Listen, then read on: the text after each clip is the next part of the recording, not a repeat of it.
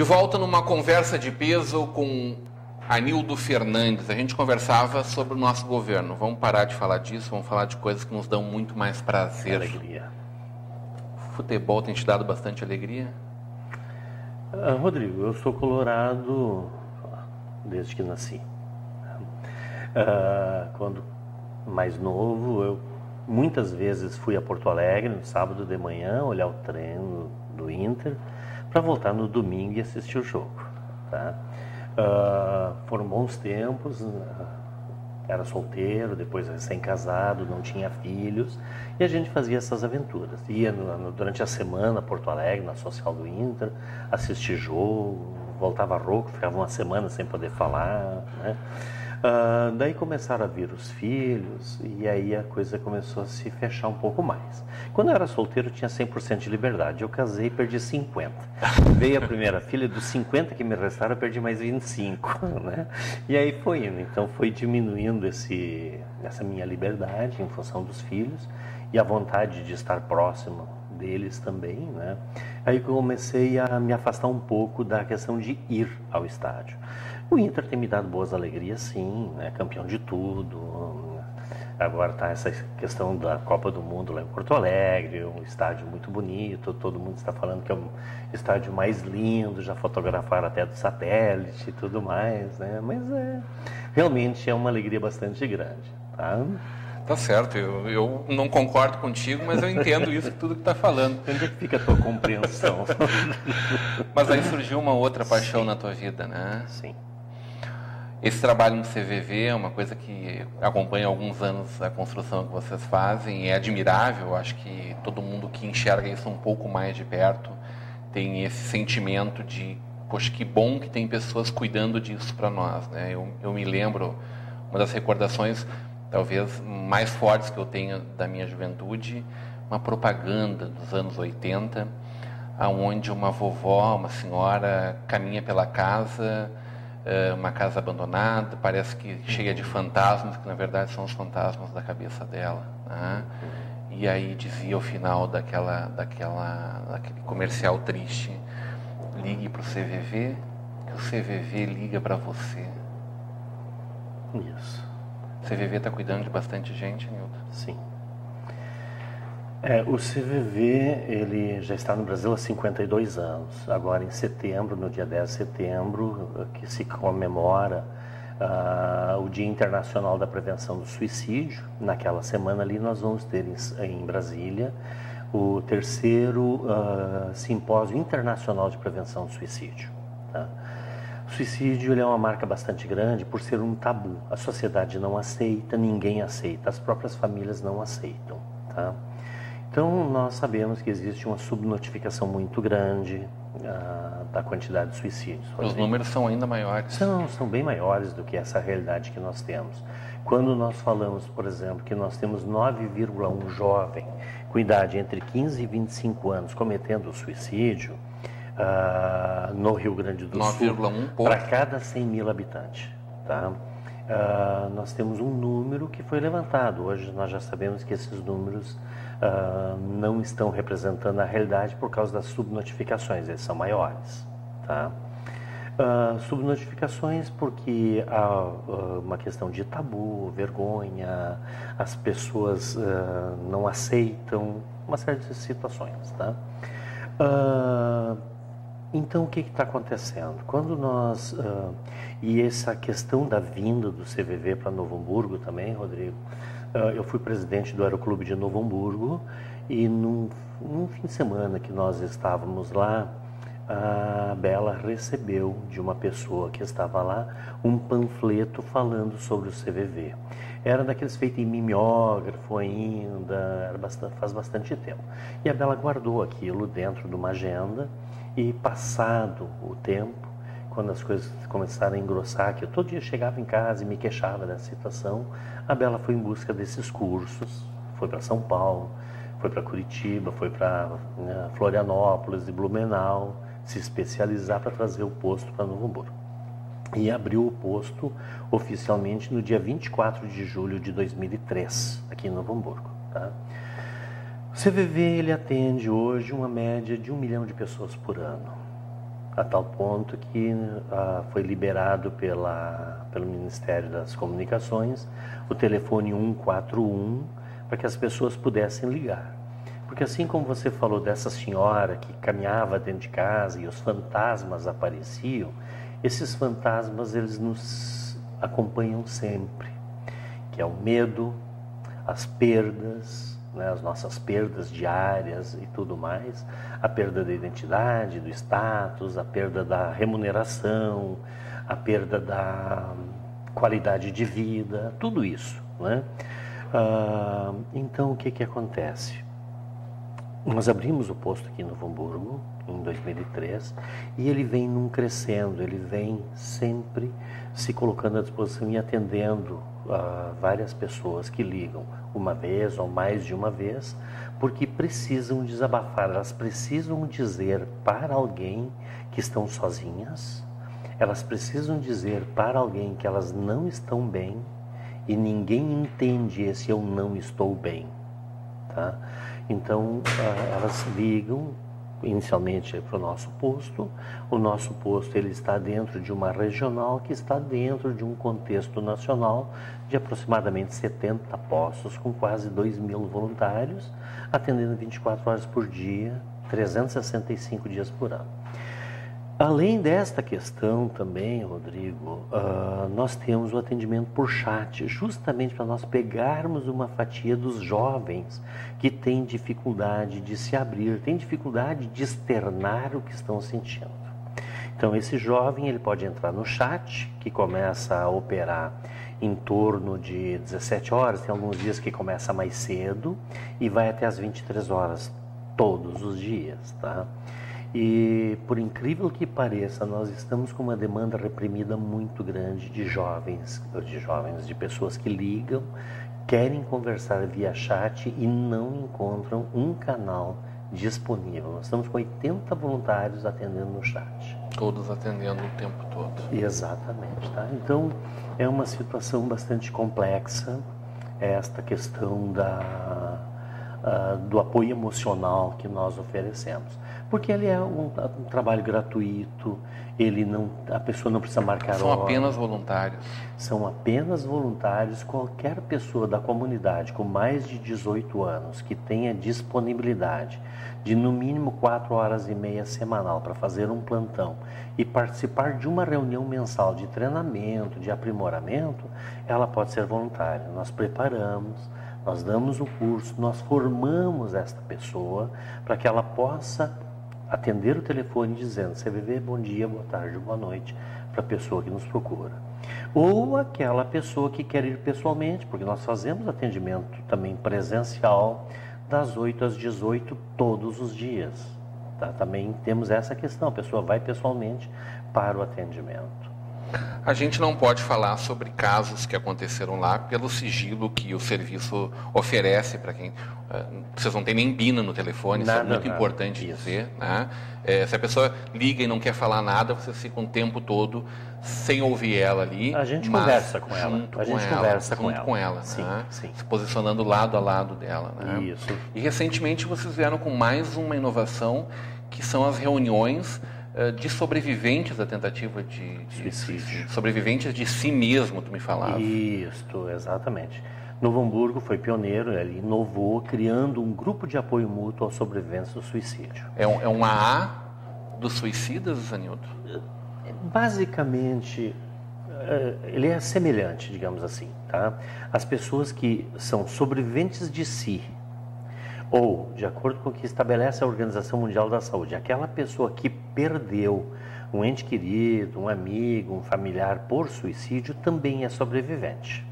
E essas pessoas se reúnem sempre na primeira terça-feira de cada mês, no plenarinho da Câmara de Vereadores, onde alguns voluntários facilitam para que elas possam iniciar a conversar. Não se trata de terapia, onde as pessoas vão lá e conversam daquilo que elas estão sentindo naquele momento. E ela é formado um grupo e cada um vai contando a sua história e dentro do grupo eles mesmos vão se arranjando. eu sofri isso, eu passei por isso, a minha dor foi tão intensa, sabe? Então eles vão contando as coisas que aconteceram com eles e eles mesmos vão achando como resolver essa situação. Porque o CVV não dá conselho, o CVV não critica, o CVV não conduz a pessoa. O CVV pratica a escuta compreensiva. E nessa da escuta compreensiva, o voluntário vai facilitando para que a pessoa possa falar. E ao falar, ela se ouve. E se ouvindo, ela encontra a resposta que ela precisa. E isso é suficiente para manter a esperança dessa pessoa? Sim, é muito gratificante, Rodrigo. Como você falou, não se conta, não se relata fatos ou histórias que se atenderam, mas é muito gratificante quando você está falando com uma pessoa que te ligou chorando, tá, em lágrimas no telefone, ela começa a conversar contigo e 40, 50 minutos depois ela te diz: nossa, esse conselho que você me deu foi tão bom, pena que eu não pensei nisso antes. E aí o voluntário para: mas que conselho que eu dei? Eu não dei conselho, eu só repeti o que a pessoa me falava.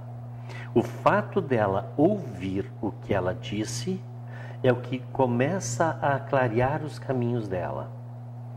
Nós não clarificamos para ela, mas ao repetir o que ela disse, ela começa a se encontrar. E ela começa a ver como ela pode sair daquilo. Porque até quando a pessoa diz para mim assim: ô Anildo, qual é o conselho que tu me dá para resolver isso? Ora, como eu vou dar um conselho se eu não sei como é que as coisas acontecem? Eu não sei como é que essa pessoa funciona. Eu muito mal sei como eu funciono. Como é que o Rodrigo funciona? Eu não sei, né? E aí eu devolvo para a pessoa e digo para ela assim: você gostaria de uma segunda opinião? Eu estou muito confusa com tudo que eu já pensei até agora. Vamos conversar sobre as tuas ideias, vamos conversar sobre o que você já pensou. E ela começa a contar e a gente vai acompanhando ela na trajetória dela e de repente ela desperta. Descobri, era isso que eu precisava. É assim que funciona, é um trabalho gratificante, Rodrigo, muito bonito, muito bom de se fazer, tá? E o que a gente sente, assim, é que na nossa sociedade aconteça ainda suicídios, como estão acontecendo, como a gente vê. A gente recebe notícias assim que a gente fica muito chocado quando a gente... O Rio Grande do Sul é campeão no suicídio, né? O Rio Grande do Sul ele tem o dobro da média anual. No nosso país, Rodrigo, hoje nós temos 25 suicídios por dia. Isso dá mais de um por hora, são 24 horas por dia. Sem contar que nós temos um tanto muito superior a isso de tentativas, o que é um grande problema. Porque a pessoa que comete o suicídio, ela enluta no mínimo 10 pessoas muito próximas a ela, que passam a sofrer e se questionar: por que eu não fiz nada? Porque a pessoa que comete o suicídio, ela vai dando sinais. Ela vai sinalizando que alguma coisa não está bem. Mas eu estou perto, eu não consigo entender. A gente é muito duro consigo mesmo, né? Sim. Eu não quero me envolver nos teus problemas, por isso eu não valorizo quando você me diz: a minha vida está no inferno. Eu não quero me envolver. Cada um com seus problemas? Cada um com seus problemas. E aí a pessoa me diz: eu não estou bem. A minha vida está uma droga. A pessoa vai dando sinais de que ela não está bem. Ela pede ajuda da forma dela. Sim. Mudando de hábito, deixando de fazer uma coisa que era salutar e não substituindo por outro hábito. Tá? Então tudo isso são sinais que ela está dando que ela não está bem. E ao longo do tempo, isso vai interiorizando cada vez mais nela e ela começa uma luta muito grande, que é a ambivalência, de querer resolver o problema, ou seja, eu quero matar o problema, mas eu não quero morrer.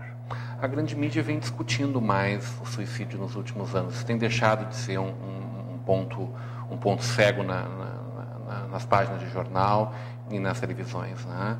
Mas me parece que ainda falta a gente falar muito sobre isso e principalmente me parece que com o advento da internet, com todas essas novas tecnologias, a banalização da vida tem se tornado um elemento ainda mais forte nos nossos dias, né?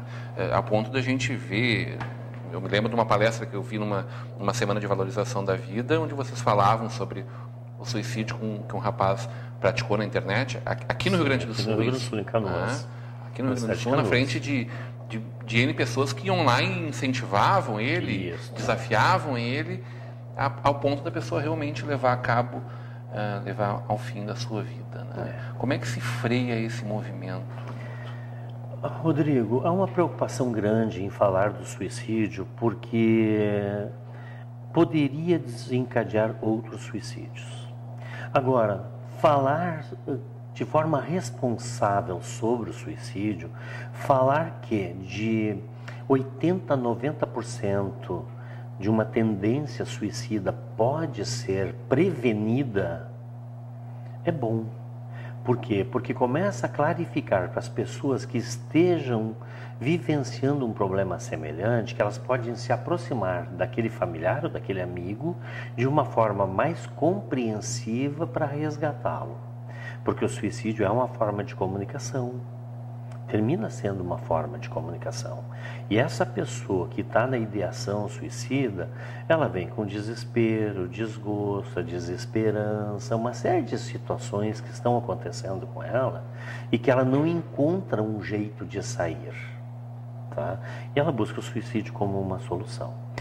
Falar abertamente do suicídio com jovens, nas escolas, enfim, de uma forma responsável é possível, porque daí as pessoas começam a perceber que existe uma possibilidade de apoiar esta pessoa e evitando o suicídio. Mas para evitar há necessidade de prevenir, porque evitar, tirando uma pessoa, como aconteceu, que nos trouxeram um fato há um tempo atrás, de uma pessoa que estava querendo se jogar nos trilhos do metrô, e alguém foi lá, tirou ele dali, evitou um suicídio. Uma semana depois ele foi lá e se jogou de novo e morreu. Quer dizer, não houve um atendimento com ele no sentido de permitir que ele falasse das coisas que estavam incomodando ele, a ponto dele poder externar e exteriorizar aquele caroço de abacate que estava trancado na garganta, sabe? Isso não acontece. Então, este é o nosso grande problema. E permitir que essas pessoas possam fazer isso é a vontade do CVV. Dentro dos nossos valores está lá a confiança na tendência atualizante do ser humano. Nós acreditamos que as pessoas hoje querem ser melhor do que foram ontem e amanhã melhor do que são hoje. Tá? Então, partindo deste princípio é que nós procuramos desenvolver esse trabalho. Tá? E aí vem a questão da aceitação que eu te falava hoje no começo. Tá? Aceitar o outro do jeito que ele é, sem julgamento, sem crítica. E isso é muito difícil na nossa comunidade, na nossa sociedade. Isso é difícil, aceitar uma pessoa do jeito que ela é. Porque eu sempre quero que ela seja igual a mim. Ou seja, eu projeto nela como eu me vejo. E isso não é legal. Muito bem. Anilton, foi um prazer conversar contigo. Desejo muito sucesso ao trabalho que vocês realizam e rendo todas as homenagens. Que vocês sejam sempre cada vez mais felizes e que recebam em dobro tudo aquilo que possam fazer pelo próximo. Eu é que agradeço essa oportunidade de estar aqui, Rodrigo, conversando sobre esse trabalho tão bonito, tão bom que é o CVV, a sua projeção de uma sociedade mais justa e mais fraterna, onde o CVV pode ter contribuído para que tudo isso aconteça. Agora, em julho, só para frisar, nós vamos ter a Semana de Valorização da Vida, que você acabou de comentar, que vai acontecer aqui na cidade de Novo Hamburgo, um ciclo de palestras do dia 21 até o dia 25 de julho. Serão palestras totalmente gratuitas e voltadas para a comunidade. Mas isso a gente vai conversar um pouquinho mais para frente, nós vamos te dar mais detalhes daí. Tá bem, hoje nós tivemos aqui uma conversa de peso com Anilton Fernandes. Continue agora com a programação da nossa TV NH.